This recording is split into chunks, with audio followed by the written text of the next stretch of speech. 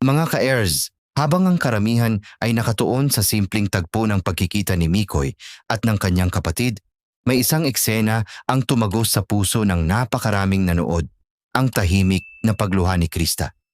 Isipin ninyo, sa unang pagkakataon, isinama ni Mikoy ang kanyang kapatid sa department store.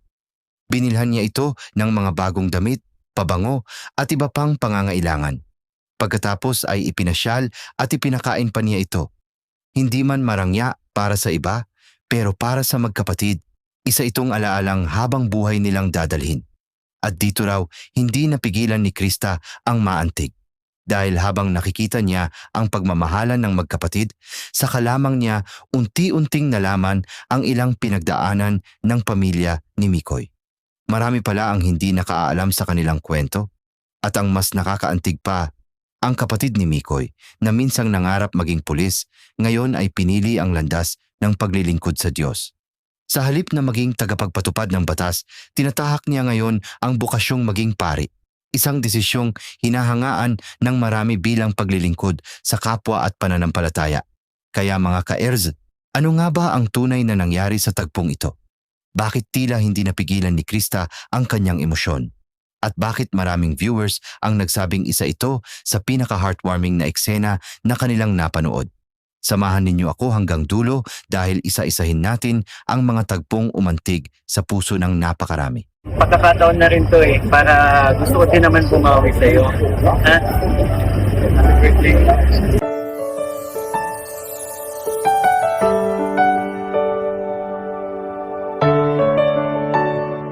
Liga. Sumama ko din.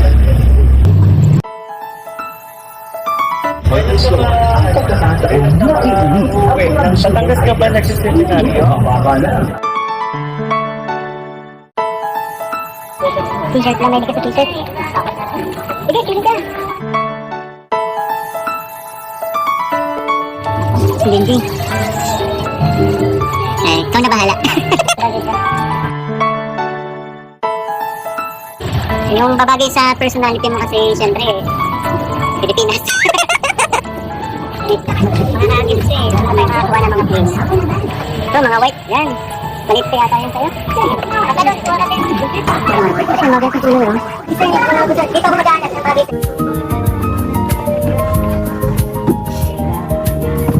Ito po, ang ganda. Oh, naka-sale din, 20% off. Grabe yun. Naalala ko dati nung mga panong nakikita kita mo pa nun. Ako nga kasi kuya nung Unang reunion. Reunion. Sa bahay. Medyo teenager ka na yata nun, di ba? Mga pa lang, grade 6. Grade 5. Kasi grade 6, lumipat naman ako sa lola ko. Doon ako lumaki. Di ba? Pero ang dating natin ito, dumadalaw-dalaw na lang tayo sa kanila, di ba? Nagugulat na lang din ako, may batang lalapit, kuya, kapatid ko. Ganun kami. Naalala ko dati na nag-work pa ako sa Smart. Pupunta ka sa store, di ba? Yung kuya, ayun, nagpapasko. Naalala ko lang dati. Ilan na ba yung mga, halos lahat tayong mga magkakapatid, wala sa nanay natin, di ba? Opo. And ikaw, nasa lola ka.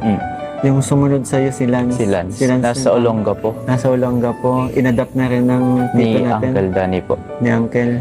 And yung sumunod, si Nene. Si Andrea. Nandito. Yun ang naiwan ko. Si Nene, nung nakaraan, wala siyang gamit sa school. Pinamili natin. And sunod si Princess na po. Princess, yun. Isa yun sa malambing na kapatid natin, di ba? Na kay Tita Herman naman. Sa Bataan. Yeah. Tapos, sino pa ba? Yun na, yun yung dalawa na kay Mama. Kayo apat magkakapatid, di ba, na magbuo? Kasi ano pangalan nun? Yung sumunod? Si Luis tapos Si Luis. Hindi naman, iba niya yung father niya. And yung bunso natin? Si Prince. Si Prince. Bunso. Parang anak na rin ni Uncle. Di ba? Ay, Kaya pag nakikita ko ni mamang online, biglang tatawag mga ngamusta. pero aware ka din naman siguro, di ba, na nagkaroon kami ng mahabang panahon na tampuhan ni Mama. Sa mga hindi po na. Kaya, yun nga, matagal rin bago kami ulit nag-usap. Pero wala na. Siyempre, dugo pa din na nangalaytay. And si Mama Ellen na din nagsabi, di ba, na yung basta nung umuwi ako dito, nasa Manila ako nun eh. Tapos nung umuwi ako dito, doon na kami ulit nakapag-usap. And nakita ko din naman kapag sinasabi ni Mama, itong ginagawa ko ngayon, sobrang proud siya. Lagi nga naka-shared post, lagi yung bawat vlog mo po eh.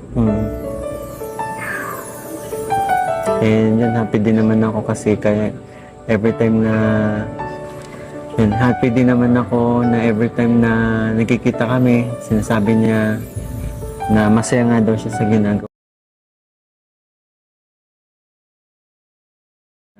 ko.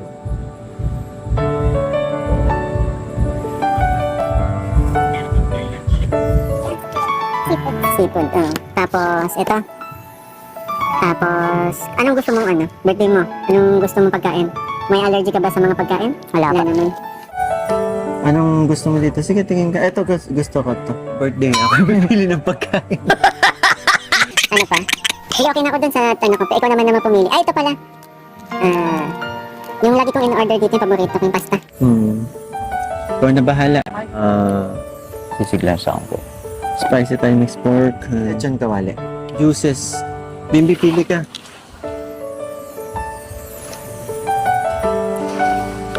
Isang red horse pabihira ka. Wayos ka ito ng juice. Juice lang. Sige, mango shake. Mango shake. Tapos ako naman, binasa ko talaga. And yun, nakikita lang kami pag may reunion, di ba?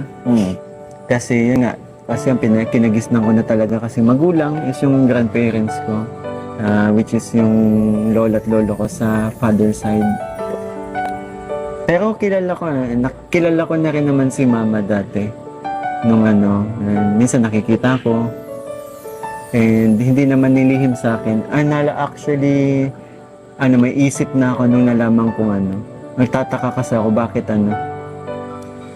bakit kuya ko, tawag ko Papa. Doon ko na napagtanto na yun nga, hindi ko kapatid si Papa, which father ko talaga. Pero yung father ko din kasi bata pa ako umalis na, lumuwas para yun nga magtrabaho, kaya ang nagpalaki na talaga sa akin ay lola at lolo ko. Ikaw, di ba matagal ka na rin nasa grandparents? Tagal na rin po ako kay Lord. Simula po nung bata ako hanggang mag-grade 5, na kay mama ako. Pero nung nag-grade 6 na po ako, doon na po ako kay lola po. Kinuha po ako ni Papa. Tapos, doon naman po ako iniwan kila lola.